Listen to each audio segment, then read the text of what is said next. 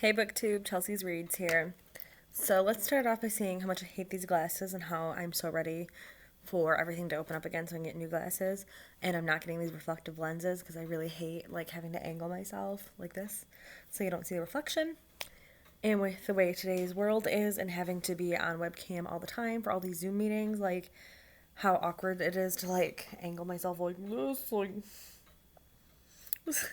so that was my fun little rant to start us off. This isn't stable at all, so we're gonna go for a little bit of a ride for this video. Not that it matters, like nobody watches this shit anyway, right?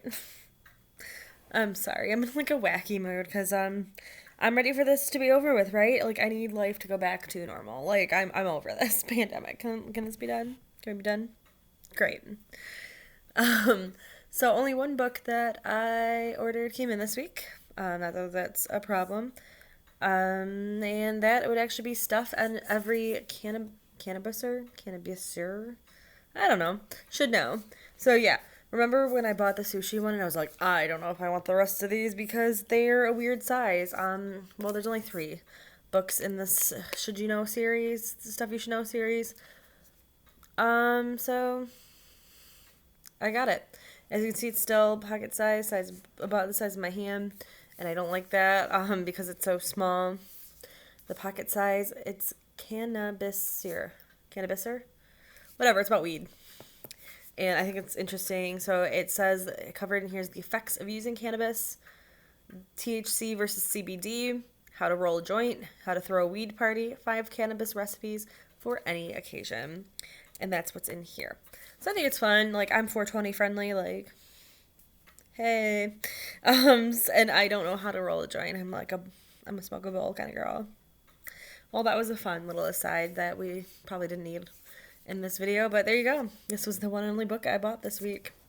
As for reading, let's start with the ebooks because they're the most awkward one to show. I did only read one ebook this week, and it was, oh crap, it's not working.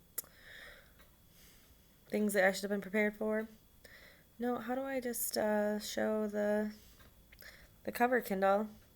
All right, we're gonna take a minute to pull that up. But I read one ebook this week, and it's actually the last book in the Bard Academy series, and I have not read the series in almost 11 years now. I think was when I read the book 3. It's a 4-book series. Here it is.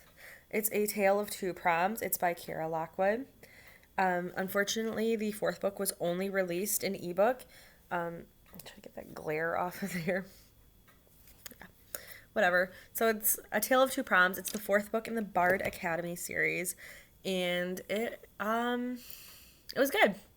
The series is about Miranda Tate. She is sent to a reform school off on Shipwreck Island, and she finds out her professors and her headmaster are all the ghosts of famous authors. Like Charlotte Bronte is the headmaster. Ernest Hemingway is the gym teacher. And it's really interesting because people from these books are coming, like classic literature is coming to life. Like she's dating Heathcliff from Wuthering Heights. So A Tale of Two Proms is the final book in the series. It was only ever released in ebook, so that's why it took me 11 years to read this last book because I didn't have an ebook back when I was reading this series.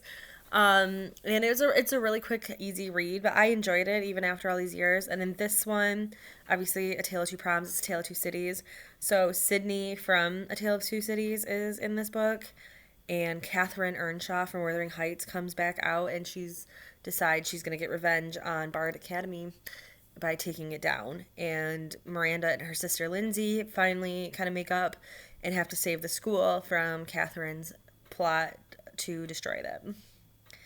It's complicated, but it's really fun because, especially if you're into classic literature, to see like these characters, like Jane Austen was in this one.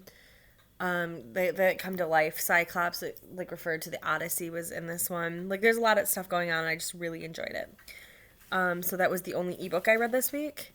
I also read Are You There, God? It's Me, Margaret by Judy Blume this week. My cousin who lives in another state down south. She's 13 years old. We read the Harry Potter series together, and she wanted to kind of continue our book club reading things, and her mom wanted her to read this book. So Are You There, God? It's Me, Margaret is by Judy Blume. It's about Margaret Simon, who is in the 6th grade, which is elementary school for Margaret. I don't know how it is in other places where I live. 6th grade is actually middle school. But Margaret's in the 6th grade. She moves from New York City to New Jersey, so she's got to like get used to the difference of from like city life to now she's like in suburbia. She meets Nancy, who lives down the street, and Nancy's kind of like stuck up a little bit.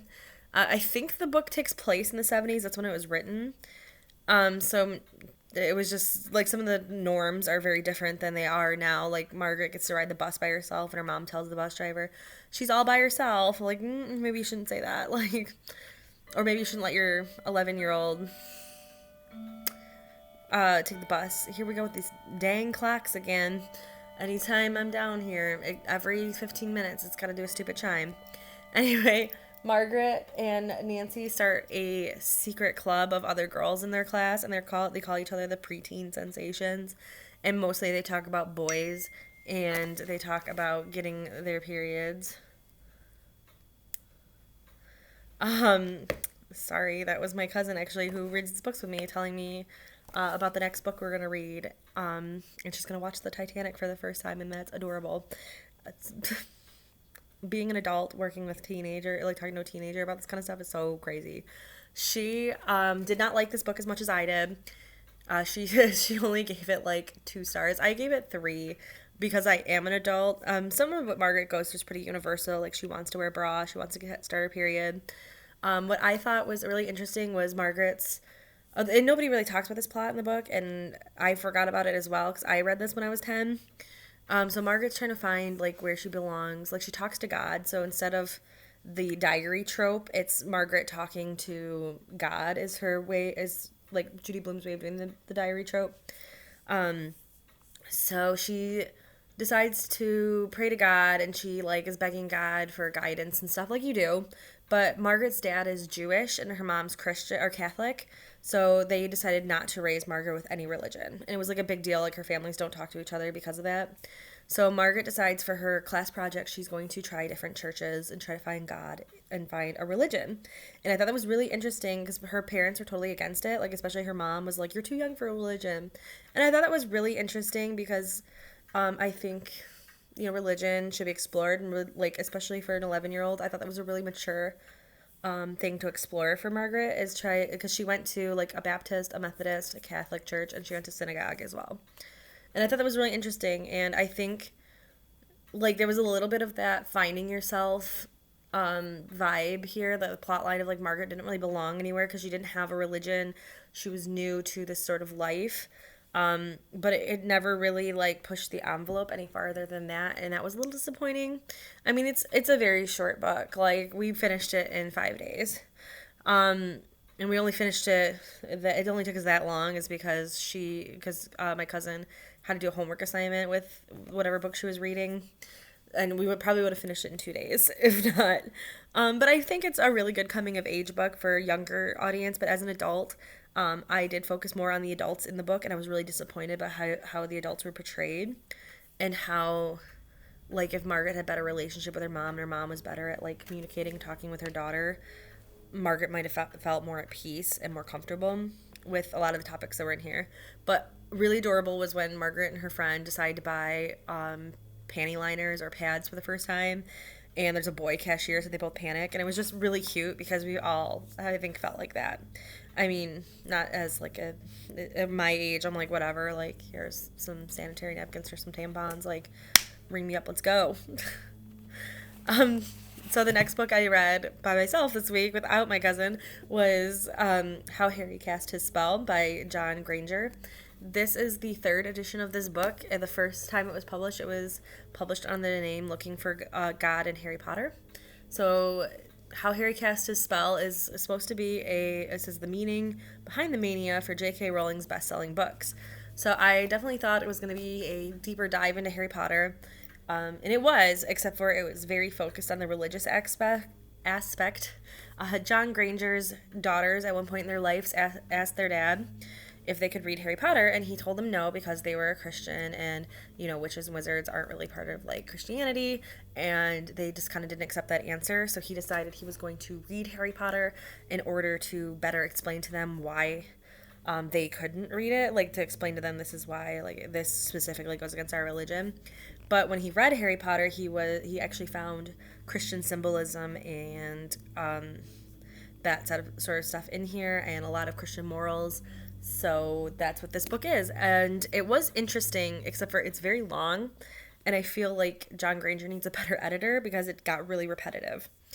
So a lot of the chapters were just about, like, they kept emphasizing, like, the lion. Like, we get it, the lion, the Witch of Wardrobe, Aslan was the god figure. Like, we get it. You don't need to say it in every chapter. But I thought it was really interesting, especially for those who are in religious studies or involved in the church. I think this would be really cool as sort of a way to guide a discussion on the Christian symbolism in Harry Potter. And I do like how he was pretty fair in his arguments against people who are very much like Harry Potter's against religion. So I thought this was a very interesting look at it. Like I said, it was just kind of too long and, really dry, and like it got boring. And I think that could have been solved with just some better editing from him to cut out some of the unnecessary or the repetitive bits. Other parts I thought was like reaching a little bit, like he tried way too hard for it.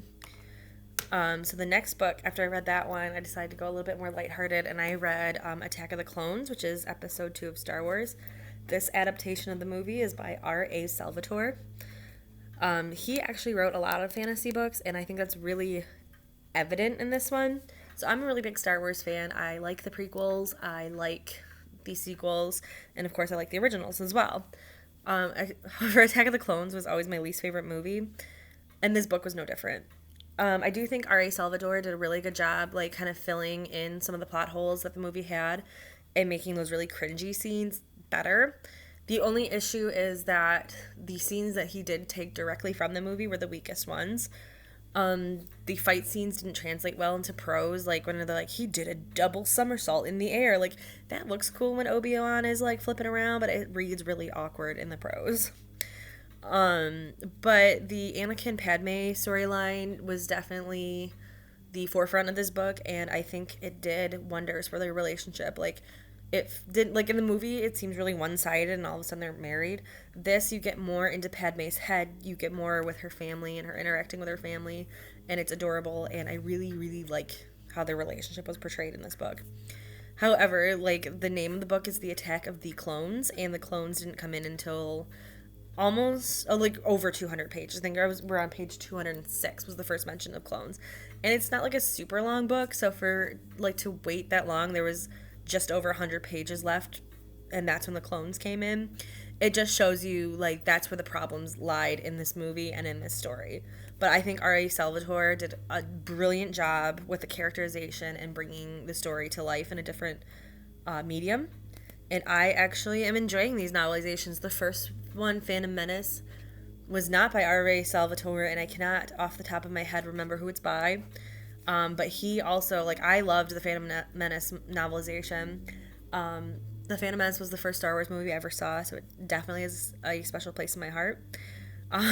This one does not have that same nostalgia feel to it, but it was cool. Like, I really especially liked the Jango Fett and Boba Fett scenes, because it really, again, expanded that relationship, and you actually, like, mourned Jango when he died and what it meant for Boba. So I appreciated that aspect of it, and yeah. I'm pretty sure Ari Salvatore writes a lot of high fantasy, and like I said, that was evident. Like, you could, like, feel it, I guess, in his characterizations and the way he wrote. He kind of added more of that fantasy element to the sci-fi.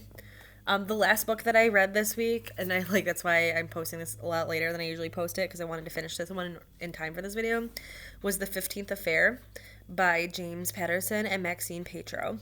15th Affair is the 15th book in the Women's Murder Club series. So the Women's Murder Club is about Detective Lindsay Boxer. And in this one, I've just kind of fallen out of love with Women's Murder Club. Like, I gave this one 3 stars. I think his Alex Cross books are better. because his name's not even the only one on the byline anymore on Women's Murder Club, so I'm pretty sure Maxine's the one who's been writing these for a very long time. And I think it's evident in the way it's written. So the Women's Murder Club is supposed to consist of 4 women. Lindsay, who is the detective, Claire is a medical examiner, Cindy's a reporter, and Yuki is a lawyer. Except for Yuki and Cindy are married to partners or ex-partners of Lindsay. Like, it's all very complicated. We're 15 books in to the series. Lindsay's a mom in this book, and she's married.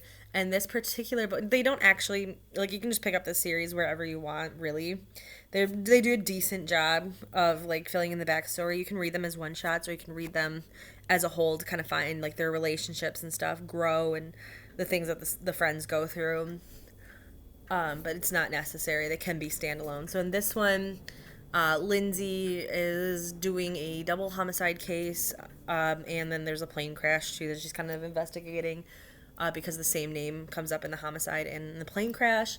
This one, Lindsay's a mother and a wife, except for her husband disappears without telling her where he is for 36 hours. She doesn't know where he is. And then they see Joe, her husband, in this footage in front of the people that were murdered at his house. So, of course, she's now suspecting that if her husband is involved in this. The thing that bothered me the most is Lindsay's character is terrible.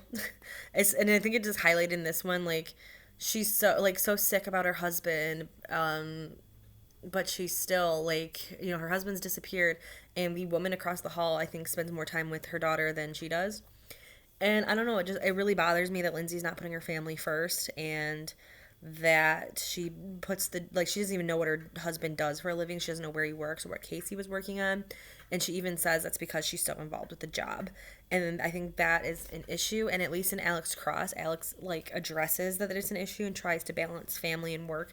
And I don't feel like Lindsay's doing that. And I am talking so fast and so much, and I'm aware of that, and I apologize. But I don't even know a reason why. This is called the Women's Murder Club, and we hardly ever see, like, Yuki was just kind of there. I mean, a couple books ago, Yuki was, like, a main plot line. Claire, who is arguably, like, the best character in these books, she pops in for a scene or two just to say, "What's up, sugar?" And that's it. Like, I really don't think she actually does much. Cindy is annoying, and even the people in the murder club, like, find her annoying, and they don't tell her anything because she's a reporter. And she doesn't really act like a friend. She does act like a reporter first, and, like, that just bothers me. Like, why is she there if nobody likes her? And it's 15 books in, and I'm just kind of over this series. I'm going to still read them because I have them, but I've not bought any of them new. Like, I know this looks new, but I only buy them if I find them secondhand. And you can find them secondhand anywhere because I think a lot of people at this point are over James Patterson's series that he's not writing himself. And it's a bummer because, like I said, the Alex Cross series is, like, so bomb, and this one's not. Alright, so I talked a lot. I talked really quick, and I don't know why. It was just, like, the mood I'm in. I finished writing my master's thesis, and I turned it in yesterday, so there's that. And I'm pretty excited to be done with school, and I'm pretty excited for quarantine to be over sometime. Hopefully soon. Let's all pray. Yeah, that's it, guys. On the docket is I'm reading Dorothy Must Die series. I'm reading a book in that. Kindle Unlimited right now is a bunch of manga for free, so I'm going to be binging some manga. I have one of the James Patterson book shots. I'm going to be jumping back into the Cormoran Strike series, and I think I'm going to be picking up the second book in the Red Queen series. I think I'm gonna, like, try read that one. I think that one's Glass Sword. I don't remember. But I'm gonna try picking that up again because I didn't really like the first one too much, but we'll see. So that's what's on the docket for me. I have another bookshelf tour that's gonna be coming up, hopefully this week. It's just taking me really long to put that together because I have a lot of books on that shelf. But I hope everybody is staying happy and healthy, and we'll talk to you guys soon. Toodles.